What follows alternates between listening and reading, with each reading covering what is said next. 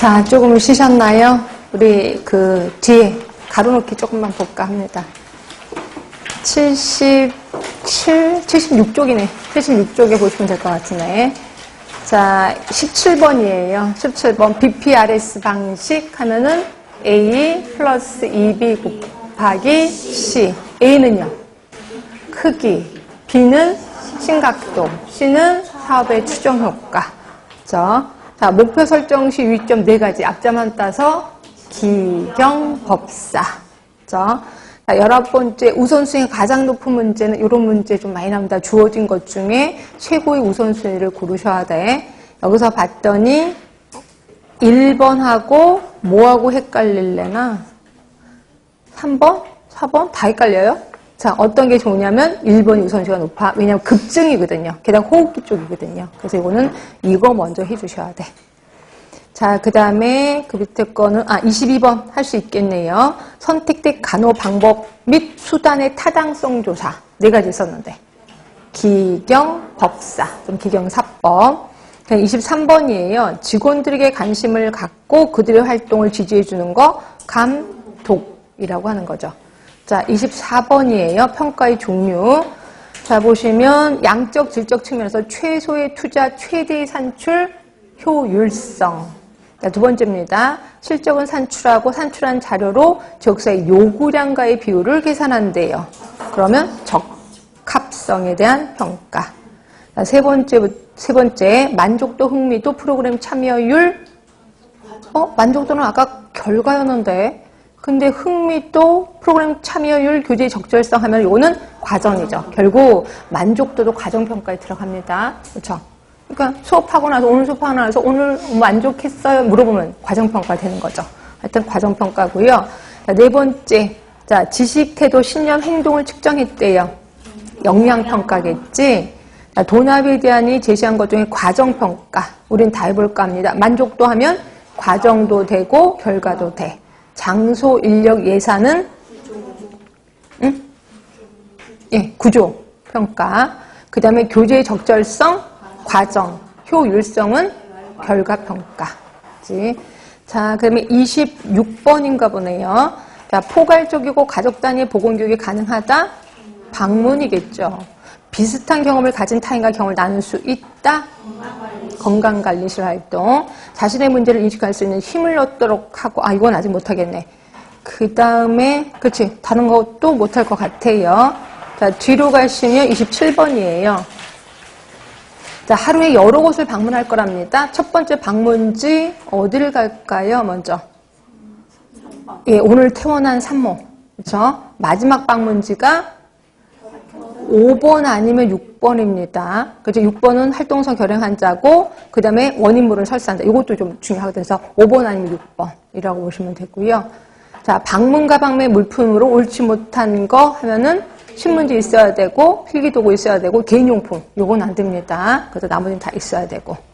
그 다음에 30번도 보겠습니다. 자, 방문 가방 사용 절차에 대한 설명이에요. 가방을 열어서 신문을 꺼내 가방 놓을 자리에 깐다. 맞죠? 소독이 필요하지 않는 기구는 알코올 등으로 닦는다. 소독이 필요하다면 보건소에 와서 소독하면 되는 거고요. 하여튼 요거 괜찮습니다. 필요하면 앞치마 꺼내 있는 거 맞고, 처치를 한 후 사용한 신문지는 가방에 넣으면 큰일 나는 거죠. 그래서 답은 1번이고요.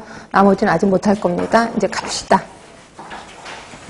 자, 이제 56쪽 들어가, 이제 방문은 좀 끝났고요. 56쪽에 이제 자원, 의뢰 활동을 할 거예요. 자, 거기 보시면, 항상 자원 의뢰 활동을 할 때, 자, 이런 거죠. 맨 처음에 이제 자원을 활용할 때는 가장 가까운 것부터 하는 거거든요. 가장 가까운 거, 그럼 나네? 그게 아니라 가족. 예를 들어서 이제 욕창에 걸린 할머니가 있어요. 그럼 이제 물어보는 거죠. 이 욕창 드레싱 누가 해요? 라고 물어봤을 때 할머니가 우리 며느리가 해줘 이렇게 얘기하면 며느리로 하여금 이거 하게끔 하는 거예요. 한번 해보세요 라고 하는 거야. 제일 먼저 가족의 자원을 활용하는 겁니다. 그랬더니 며느리가 잘 못해. 그랬을 때 이제 내가 간호사가, 지역사회 간호사가 이건 이렇게 하는 게 아니라 이렇게 하는 겁니다 라고 내가 노하우를 가르쳐 주는 거야. 그쵸? 그게 이제 두 번째. 근데 나도 이건 좀 아닌 것 같아. 내 수준에서 이미 떠난 것 같아. 이럴 때는 지역사회에 있는 뭐 의원이라든지 이런 데 의뢰를 하는 거다라고 보시면 돼. 그래서 자원의 활용 그 밑에 1번 가로 안에 1번이 있을 겁니다. 지역사회, 가족의 자원을 먼저 활용하세요. 그리고 나서 이게 못할 것 같아? 2번에 지역사회 간호사가 나서는 거야. 지역사회 간호사의 자원입니다. 내가 못할 것 같아?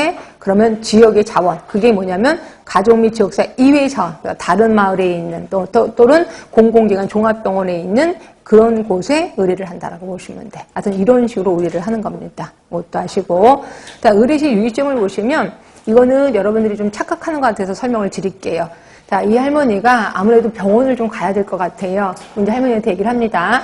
자, 이거 아무래도 여기서 못할 것 같고 병원에 가셔야 됩니다. 근데 병원에는 인근에 몇 개를 가르쳐 주셔야 돼. 여기는 가깝긴 한데 뭐 조금 병원이기 때문에 돈이 비쌀 것 같고 여기는 좀 먼데 의원이고 해서 여러 가지 가르쳐 줘요. 그럼 이제 할머니가 그럼 나는 A라는 의원에 갈래라고 결정을 내리면 거기다 이제 내가 전화를 하는 거죠. 전화를 해서 지금 제 담당이신 할머니가 혈압이 어떻고 저쩌고 다 얘기를 해주면서 그런 것 때문에 치료받으려고 하는데 언제 가시라고 할까요? 라고 얘기를 해요. 그럼 의사가 스케줄 보고 뭐 몇 시에 오시라고 하시죠? 뭐 이렇게 얘기를 해. 그럼 이제 그거를 제가 메모를 해드리는 거예요. 할머니한테서 자, 어느 의원의 어느 의사를 몇 시에 약속했습니다. 그때 가세요. 라고 하면서 그냥 가지 말고 제가 요만한 쪽지를 하나 써주시는 거야. 근데 이게 보건소마다 있긴 있습니다. 의뢰서 비슷한 게. 그게 이제 체계화되진 않았지만 이렇게 있습니다. 거기다가 이름 쓰고 평상시 혈압, 평상시 뭐 당뇨 이런 거 다 체크를 해요. 그리고 요거 가져가세요라고 얘기를 해요. 근데 할머니가 요걸 갖고 가는 거예요.